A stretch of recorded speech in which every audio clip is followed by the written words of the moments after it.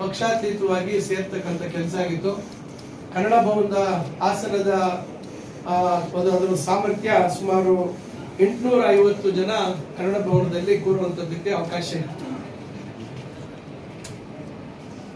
ಆ ಕನ್ನಡ ಭವನ ಪೂರ್ತಿ ತುಂಬೋಗಿತ್ತು. ಸುಮಾರಿನ ಒಂದು 250 ಜನ ಹೆಚ್ಚು ಜನ ಅಲ್ಲಿ ನಿಂತ್ಕೊಂಡು ಸಭೆಯಲ್ಲಿ ಪಾಲ್ಗೊಳ್ತಕ್ಕಂಥ ಒಂದು ಇದನ್ನ ಸನ್ನಿವೇಶವನ್ನ ನಾನು ನೋಡಿದೆ. ಮುಂದಿನ ದಿನಗಳಲ್ಲಿ ಈಗ ಇಲ್ಲಿ ಕೇವಲ 300 ಜನ ಕೂರೋದಕ್ಕೆ ಅವಕಾಶ ಇದೆ.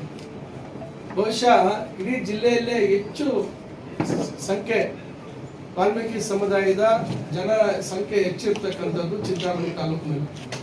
ಅದು ನನಗೆ ಗೊತ್ತಿದೆ ಅಂಕಿಅಂಶ, ಎಷ್ಟು ಊರುಗಳಿದ್ದಾವೆ, ಯಾವ ಊರಲ್ಲಿ ಎಷ್ಟು ಜನ ಇದ್ದಾರೆ ಎಲ್ಲ ನನ್ನ ಹತ್ರ ಮಾಹಿತಿ ಇದೆ. ನೀವಿನ್ನ ಹೆಚ್ಚಿನ ಸಂಖ್ಯೆಯಲ್ಲಿ ಪಾಲ್ಗೊಳ್ಳುವಂಥದ್ದು ಆಗ್ಬೇಕಾಗುತ್ತೆ. ಕಾರಣ ಇವತ್ತು ಮಹಾಕವಿ ಅಂತಕ್ಕಂಥ ಬಿರುದು ಪಡೆದಿರ್ತಕ್ಕಂಥದ್ದು ವಾಲ್ಮೀಕಿ ಮಹರ್ಷಿ. ಇವತ್ತು ನಾವು ದೊಡ್ಡ ಮಟ್ಟದಲ್ಲಿ ಅಯೋಧ್ಯೆಯಲ್ಲಿ ಶ್ರೀರಾಮನ ದೇವಸ್ಥಾನ, ನಮ್ಮ ಊರುಗಳಲ್ಲಿ ಇವತ್ತು ರಾಮನ ದೇವಸ್ಥಾನ, ಇವತ್ತು ಕೈವಾರದಲ್ಲಿ ಇವತ್ತು ರಾಮಾಯಣದ ಕುರುಹುಗಳಿದ್ದಾವೆ ಅಂತಕ್ಕಂಥದ್ದು ನಾವೆಲ್ಲ ಕೇಳ್ತಾ ಇದ್ದೀವಿ. ಅಲ್ಲಿ ಭೀಮನ ಹೆಜ್ಜೆ ಇದೆ, ಮತ್ತೊಂದಿದೆ ಅಂತಕ್ಕಂಥದ್ದು. ಅಲ್ಲಿ ಮಹಾಭಾರತ ಆಯ್ತು. ಆದ್ರೆ ಅಲ್ಲಿ ಇದರಲ್ಲಿ ಏನೋ ಲಕ್ಷ್ಮಣ ತೀರ್ಥ, ಅದು ಮಹಾಭಾರತ ಆಯ್ತು. ಇದು ರಾಮಾಯಣ. ಈಗ ಇದು ಇಲ್ಲಿ ಬಹಳಷ್ಟು ಕಡೆ ಇವತ್ತು ರಾಮ ಸೇತು, ಇವತ್ತು ನೀವು ಭಾರತ ತಮಿಳುನಾಡಿನ ನಂತರ ತಮಿಳುನಾಡು ರಾಮೇಶ್ವರಮಿಂದ ಶ್ರೀಲಂಕಾಗೆ ಹೋಗ್ತಕ್ಕಂಥ ಒಂದು ಭಾಗದಲ್ಲಿ ರಾಮ ಸೇತು ಇದೆ ಅಂತ ಜಾಗ ನಾನು ಈ ನಮ್ಮ ಮೂಗಲ್ಮರಿ ಹತ್ರ ನಮ್ಮ ಜಿಲ್ಲಾ ಮುಖ್ಯ ರಸ್ತೆಗೆ ಹೊಂದ್ಕೊಂಡಿರ್ತಕ್ಕಂಥದ್ದು ಕೊಡಿಸಿದೆ. ಆದ್ರೆ ಈಗ ಏಕಲವ್ಯ ಶಾಲೆ ಬರುವಂತದ್ದು ಕಷ್ಟ ಅಂತ ಹೇಳಿ ಹೇಳ್ತಾ ಇದ್ದಾರೆ. ನೋಡೋಣ, ಅದಕ್ಕಾಗಿ ನಿಗದಿ ಮಾಡಿದ್ದೇನೆ. ಇಲ್ಲಾಂದ್ರೆ ಬೇರೆ ಅದಕ್ಕೆ ಉಪಯೋಗಿಸುವಂತದಕ್ಕೆ ಮಾಡೋಣ. ಈ ಜೊತೆಯಲ್ಲಿ ನಾನು ಮಂತ್ರಿ ಆದ ತಕ್ಷಣ ನಮಗೆ ಇಲ್ಲಿ ಒಂದು ಅಂಬೇಡ್ಕರ್ ನಮ್ಮ ವಾಲ್ಮೀಕಿ ಬಾಯ್ಸ್ ಪೋಸ್ಟ್ ಮೆಟ್ರಿಕ್ ಹಾಸ್ಟೆಲ್ಗೆ ಜಾಗ ಬೇಕು ಅಂತ ಹುಡುಕ್ತಾ ಇದ್ವಿ. ಅಲ್ಲೆಲ್ಲೋ ಬಂದು ಹುಡುಕ್ತಾ ಇದ್ರು. ಅಲ್ಲೊಂದ್ ಕಡೆ ನಾನು ಇಲ್ಲೇ ಏನು ಹಿಂದೆ ಅಂಬೇಡ್ಕರ್ ವಾಲ್ಮೀಕಿ ಭವನಕ್ಕೆ ಕಟ್ಟಬೇಕು ಅಂತ ಜಾಗ ಹುಡುಕಿದ್ದೆ. ಅದೇ ಜಾಗ ಕೊಟ್ಟಾಗ ಮತ್ತೆ ಅದು ಕೋರ್ಟ್ ಅಲ್ಲಿ ಮುನ್ಸಿಪಾಲಿಟಿಗೂ ಅವ್ರಿಗೆ ವ್ಯಾಜ್ಯ ಇದೆ ಅಂತ ಹೇಳಿ ಅದನ್ನ ಬಿಟ್ಟು ಈಗಾಗಲೇ ತಮ್ಗೆ ಗೊತ್ತಿದೆ ಚೊಕ್ಕರಹಳ್ಳಿ ಹತ್ರ ಈಗಾಗಲೇ ಅದು ಬಿಲ್ಡಿಂಗ್ ಪೂರ್ಣ ಆಗ್ತಾ ಬರ್ತಾ ಇದೆ. ಸುಮಾರು 6 ಕೋಟಿ ರೂಪಾಯಿ 6.5 ಕೋಟಿ ರೂಪಾಯಿ ಅಷ್ಟು ವೆಚ್ಚದಲ್ಲಿ ಆ ಒಂದು ಕಟ್ಟಡ ಕಾಮಗಾರಿ ಕೂಡ ಪೂರ್ಣ ಆಗ್ತಾ ಇದೆ. ಇದ್ರ ಜೊತೆಗೆ ಒಂದು ಮೊರಾರ್ಜಿ ದೇಸಾಯಿ ವರಿಷ್ಠ ಪಂಗಡಗಳ ಒಂದು ವಸತಿ ಶಾಲೆ ಮಂಜೂರಾಗಿ ಹಿಂದೆ ಇತ್ತು, ಅಲ್ಲಿ ಒಂದು ನಡೀತಾ ಇತ್ತು. ಅದಕ್ಕೆ ಜಾಗ ಕೊಟ್ಟಿರ್ಲಿಲ್ಲ. ಆ ಜಾಗ ನಾನು ಒಂದೊಂದು ಹೋಬಳಿಯಲ್ಲಿ ಒಂದೊಂದು ವಸತಿ ಶಾಲೆ ಇರಬೇಕು ಅಂತಕ್ಕಂಥ ದೃಷ್ಟಿಯಲ್ಲಿ ಈಗಾಗಲೇ ನಮಗೆ ಇದರಲ್ಲಿ ಅಂಬಾಜಿನಗರ ಹೋಬಳಿಯಲ್ಲಿ ನಮ್ಗೆ ಹಿಂದೆ ನಮ್ಮ ಕಂಗಾನಹಳ್ಳಿಯಲ್ಲಿ ಅಲ್ಲಿ ಪರಿಶಿಷ್ಟ ಪಂಗಡಗಳ ಒಂದು ಆಶ್ರಮ ಶಾಲೆ ಅಲ್ಲಿದೆ, ಅಲ್ಲಿ ಕೂಡ ವಸತಿ ವ್ಯವಸ್ಥೆ ಇದೆ. ಅದನ್ನು ಗಮನದಲ್ಲಿ ಇಟ್ಕೊಂಡು ನಾವೀಗ ಕೈವಾರ ಹೋಬಳಿಯಲ್ಲಿ ಇದು ಏನು ಅಬ್ದುಲ್ ಕಲಾಂ ಇದೆ, ಮತ್ತೆ ಇನ್ನೊಂದು ವಸತಿ ಶಾಲೆ ಮಾಡಬೇಕು ಅಂತಿದೆ. ಹಿಂದುಳಿದ ವರ್ಗಗಳ ವಸತಿ ಶಾಲೆ ಹಿಂದೆ ನಾನು 2012ರಲ್ಲಿ ಮಂಜೂರು ಮಾಡಿಸಿದ್ದೆ, ಆದ್ರೆ ಶಾಲೆ ಪ್ರಾರಂಭ ಮಾಡಿರಲಿಲ್ಲ. 10 ವರ್ಷ ಅದಕ್ಕೆ ಜಾಗ ಅಲ್ಲಿ ಇಲ್ಲಿ ಅಂತ ಹುಡುಕೊಂಡು ವಸತಿ ಶಾಲೆ ಪ್ರಾರಂಭ ಮಾಡಿದ್ರೆ ಇವತ್ತು ನಮಗೆ ಬಿಲ್ಡಿಂಗ್ ಆಗ್ತಾ ಇತ್ತು, 22-23 ಕೋಟಿ ಬಿಲ್ಡಿಂಗ್ ಆಗ್ತಾ ಇತ್ತು. ಆದ್ರೆ ಶಾಲೆನೇ ಪ್ರಾರಂಭ ಆಗಿಲ್ಲ, 10 ವರ್ಷ ಅದ್ರ ಕಡೆ ಗಮನನೇ ಇಲ್ಲ. ನಾನು ಬಿಲ್ಡಿಂಗ್ ಮಂಜೂರು ಮಾಡ್ಸೋಣ ಅಂತ ಹೋದ್ರೆ ಶಾಲೆನೇ ಇಲ್ಲ, ಶುರುವಾಗಿಲ್ವಲ್ಲ, ವಸತಿ ಶಾಲೆನೇ ಶುರುವಾಗಿಲ್ವಲ್ಲ. ಈಗ ನೋಡಿ, ಈಗ ಅಂಬೇಡ್ಕರ್ ವಸತಿ ಶಾಲೆ ಇಲ್ಲೆಲ್ಲೋ ಖಾಸಗಿ ಇದರಲ್ಲಿ ಗಣಿತಾ ಇದೆ, ಇವತ್ತು ಅಲ್ಲಿ ಬಿಲ್ಡಿಂಗ್ ಆಗ್ತಾ ಇದೆ.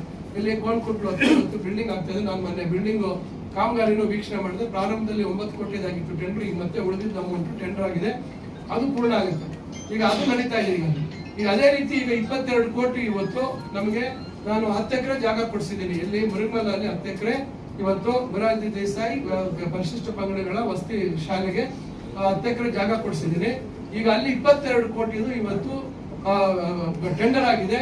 22 ಕೋಟಿ ಅಂದ್ರೆ ಪೂರ್ತಿ ಎಲ್ಲ ಸೇರಿ ಈಗ 16 ಕೋಟಿದು ಟೆಂಡರ್ ಆಗಿದೆ. ಆದ್ರೆ ಒಟ್ಟು ಅದ್ರ ಮೊತ್ತ ನಿಮ್ಗೆ ಗೊತ್ತಿದೆ, GST 18% ಹೋಗುತ್ತೆ. GST 18% ಹೋಗೋದ್ರಿಂದ ನೀವು ಲೆಕ್ಕ ಹಾಕಿ ಎಷ್ಟು ಕಮ್ಮಿ ಆಯ್ತು, 3,60,00,000 ಅಲ್ಲೇ ಹೊಟ್ಟೆ.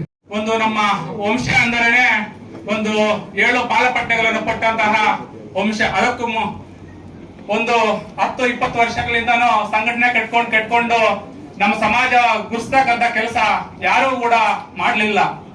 ಆದರೆ ನಮ್ಮ ಸಮಾಜದ ಎಷ್ಟೋ ಜನ ಮಕ್ಕಳು ಓದ್ತಾ ಇದ್ದಾರೆ, ಅವರಿಗೆ ಒಂದು ಉನ್ನತವಾದಂತಹ ಒಂದು ಹಾಸ್ಟೆಲ್ ವ್ಯವಸ್ಥೆ ಇರಲಿಲ್ಲ. ಆದರೆ ನಮ್ಮ ಅದೃಷ್ಟ, ನಮ್ಮ ಸುಧಾಕರಣ್ಣನವರು ಸಚಿವರಾಗಿದ್ದ ತಕ್ಷಣ ಒಂದು ವಾಲ್ಮೀಕಿ ಭವನಕ್ಕೆ ಒಂದು 4 ಕೋಟಿ ಒಂದು ಹೆಚ್ಚುವರಿ ಹಣವನ್ನು ತಂದು ನಮ್ಮ ವಾಲ್ಮೀಕಿ ಭವನ ಉನ್ನತ ಸ್ಥಾನದಲ್ಲಿ ಕೊಡ್ತಾ ಇದ್ದಾರೆ. ಅವರಿಗೆ ನಾವು ಎಷ್ಟು ಚಿರಮುನಿ ಹೇಳಿದ್ರು ನಾವು ಹೇಳಕ್ಕಾಗಲ್ಲ ಅಂತ ತಿಳಿಸ್ತೇನೆ. ಅದೇ ರೀತಿಯಾಗಿ ಇವತ್ತು ಹಾಸ್ಟೆಲ್ ಅನ್ನ ನೋಡಿದಾಗ ಒಂದು ಚಿಂತಾಮಣಿಯಲ್ಲಿ ಬಂದು 4,000 ಒಂದು ಬಾಡಿಗೆ ಒಂದು ರೂಮ್ ಮಾಡಿ ವಿದ್ಯಾಭ್ಯಾಸ ಮಾಡಕ್ಕೆ ನಮ್ಮ ಸಮಾಜದಲ್ಲಿ ಎಷ್ಟು ತೊಂದರೆ ಇರ್ತಕ್ಕಂಥದ್ದು ಮುಂದೆ ಮಕ್ಕಳಿದ್ದಾರೆ, ಅವ್ರಿಗೆ ಗೊತ್ತಾಗತ್ತೆ. ಆದ್ರೆ ಇವತ್ತು ನಮ್ಮ ಸುಧಾಕರಣ್ಣನವರು ಮಾಡಿರ್ತಕ್ಕಂಥ ಕೆಲಸ, ಒಂದು ಎಷ್ಟೋ ಜನ ಒಂದು ವೃತ್ತಿ ಜೀವನದಲ್ಲಿ ಒಂದು ಅನ್ನವನ್ನು ತಿಂದು ಅದರಲ್ಲಿ ಬೆಳೆದು ಎಷ್ಟೋ ವಿದ್ಯಾವಂತರಾಗ್ತಾರೆ. ಇದನ್ನ ಯಾರು ಕೂಡ ಸ್ಮರಿಸಕ್ ಆಗ್ತಕ್ಕಂತ ಒಂದು ವಿಷಯ ಅಂತ ತಿಳಿಸಕ್ಕೆ ನಾನು ಇಷ್ಟ ಪಡುತ್ತೇನೆ. ಕೆಡಿಸ್ಕೊಳ್ತಾ ಇದ್ದಾರೆ. ಇವತ್ತು ನಮ್ಮ ಸುಧಾಕರಣ್ಣನವರು ಮಾಡಿರ್ತಕ್ಕಂಥ ಕೆಲಸಗಳನ್ನು ನಮ್ಮ ಸಮಾಜದ ಇತಿಹಾಸದಲ್ಲೇ ಯಾರು ಕೂಡ ಈ ಸಮಾಜಕ್ಕೆ ಮಾಡಿಲ್ಲ ಅಂತ ಕೇಳಕ್ಕಂದ್ರೆ ನಾನು ಧೈರ್ಯವಾಗಿ ಹೇಳ್ತೇನೆ. ಇವತ್ತು ಬೆನ್ನ ತಟ್ಟಿ ಇಷ್ಟಪಡುತ್ತೇನೆ. ಇಡೀ ಈ ಚಿಂತಾಮಣಿ ಸಮಾಜದಲ್ಲಿಯೇ ಯಾರು ಕೂಡ ಸಣ್ಣ ಸಮಸ್ಯೆಗಳನ್ನು ಕಟ್ಟಿದ್ದಾರೆ, ಅವರು ಉದ್ಧಾರ ಆಗಿದ್ದಾರೆ. ನಾವು ಇದನ್ನು ಮಾಡ್ತಿದ್ದೀವಿ ಅಂತ ಇದುವರೆಗೂ ಯಾರು ಹೇಳಿಲ್ಲ ಅಂತಕ್ಕಂಥ ಮಾತನ್ನ ನಾನು ಹೇಳಕ್ಕೆ ಇಚ್ಛೆ ಪಡುತ್ತೇನೆ. ಯಾರೇ ಏನೇ ಗೊಂದಲ ಸರಿನೇ ಈ ಬೇರೆ ಸಮುದಾಯಕ್ಕೆ ಯಾರೇ ಸಹಾಯ ಮಾಡಿದ್ರು, ಯಾರೇ ಒಂದು ನಮ್ಗೆ ಸಹಾಯ ಮಾಡಿದ್ರು, ಯಾವುದೇ ವ್ಯಕ್ತಿ ಸಹಾಯ ಅವ್ರಿಗೆ ಇಚ್ಛೆ ಪಡ್ದಾಗ ಹೇಳ್ಕೋಬಹುದು. ಇವತ್ತೆಲ್ಲೋ ಮೂಲೆಯಲ್ಲಿ ನಮ್ಗೆ